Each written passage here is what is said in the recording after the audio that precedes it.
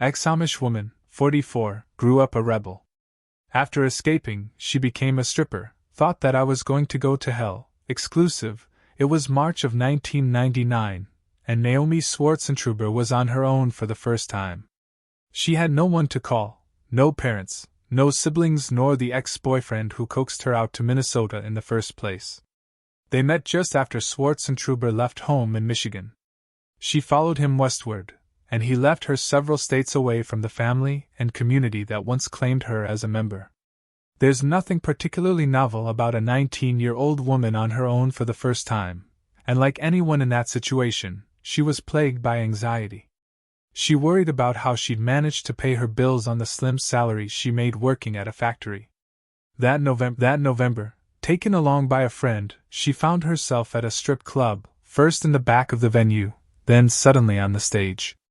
Wearing lingerie and dancing for a crowd felt strange that first time, Swartzentruber tells People exclusively.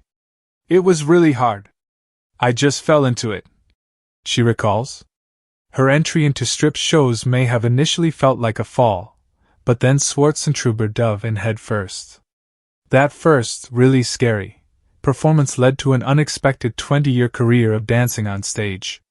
Her story takes remarkable shape only as it casts a shadow over her past. Swartzentruber was a teenager when she started to rebel against the traditionalist Amish lifestyle upheld by her parents, 7 brothers, 4 sisters, and the rest of their community. She and her cousins would sneak out at night and meet up with some non-Amish boys who lived nearby. Swartzentruber, now aged 44, reflects on her rule-breaking behavior decades later from her home in Arizona, where she lives with her partner, Nick, and their 3-year-old child. We would go drive around and smoke cigarettes and drink beer and have sex, she says. It's crazy. I don't know, if my daughter did that, I would probably have a heart attack. One unlucky night clarified her future. Swartzentruber was caught sneaking out for another illicit escapade, and at just 17 years old, she realized she would never know true independence in the place she called home for so long. When I got caught, it was like the final straw, she explains. I knew for sure that I wanted to keep having fun the rest of my life, but I didn't want to sneak out to have fun. She was just a teenager, but her path was clear. I decided then that it was best for me to leave, she tells People. I wanted freedom and technology, and there was this fire inside of me that felt like there was more to my journey than being Amish. About 2 years later, she lit a match to that instinct and sparked something new on the stage, stripping for an audience that showered her in tips. At first, she was reluctant. She didn't know she was going to that Minnesota strip club when someone offered to take her out on a Friday night. She followed under the pretenses of learning there are lots of ways to make money, as Swartzentruber remembers her friend saying. She didn't tell me where we were going, and before I knew it, I was on stage, the ex-Luddite recalls. Some of the women working at the club took Swartzentruber backstage, stripped off her clothes, and picked out revealing attire for her debut. They all agreed on this hot pink bikini. They wrestled it on me, and then they pushed me through the door off the stage, she explains. And I don't know, it was like no looking back after that. The profit Swartzentruber gathered after a single, amateur dance astonished her, $55 in tips. I couldn't believe it. I thought that was so much money, she says 25 years later. Her sneaky friend had already introduced Swartzentruber to the manager when they entered the strip club that night. He said he knew she was looking for work, but before getting on stage, the 19-year-old ex-Amish adamantly rejected his intended job offer. Absolutely not.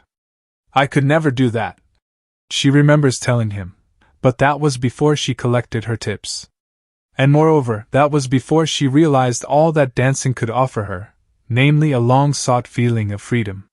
When I stepped on that stage, something would come alive inside of me, like this empowerment and this fire that I didn't know that I had, and I loved it, she says. I went and told the manager, I think I could work here after all. He was like, okay. You can start tomorrow. And I was a dancer for 20 years.